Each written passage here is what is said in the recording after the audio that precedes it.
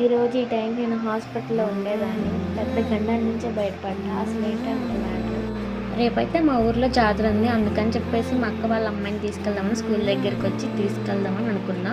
ఇంక తీసుకొని బయటకొచ్చేళ్ళకి ఇక్కడ చింతకాయలు కోస్తున్నారు. వాళ్ళకి మా బావ సాయం చేస్తున్నారు చింతకాయలు కోయడానికి. ఎందుకు ఇలా కోస్తున్నారంటే ఇది చింతపండు పెట్టడానికి రేట్లు చాలా ఉన్నాయి కదా! అందుకే ఈరోజు పని మానుకునేలా చింతకాయలు కోయడానికి వచ్చాము అని చెప్పారు. సర్లే మేము దోర చింతకాయలు 2 తీసుకున్నా, తిన్నా. చాలా పుల్లగానే ఉన్నాయి. కానీ టేస్ట్ అయితే బాగానే ఉంది. ఇంకా అమ్మని తీసుకొని ఇంటికైతే బయలుదేరాం. మీకు దర్శనంలో చలివేంద్రం దగ్గర ఈ గుడి ఎంతమందికి తెలుసు? చాలా ఫేమస్ ఇక్కడ. అంతే కాదు, ప్రతి సాటర్డే ఇక్కడ అన్నదానం కూడా చేస్తారు. హాస్పిటల్లో ఉండేదానని చెప్పా కదా, అసలు ఏం జరిగిందని ఆల్మోస్ట్ బండి టైర్లో నా చున్నీ అయితే పడిపోయింది. అది నేను కూడా చూసుకోలేదు. ఒక పెద్దమ్మ చూసి బండి ఆపల్లా చెప్తున్నారే చున్నీ పడిపోయింది, సెట్ చేసుకో పడిపోతారు అని చెప్పేసి.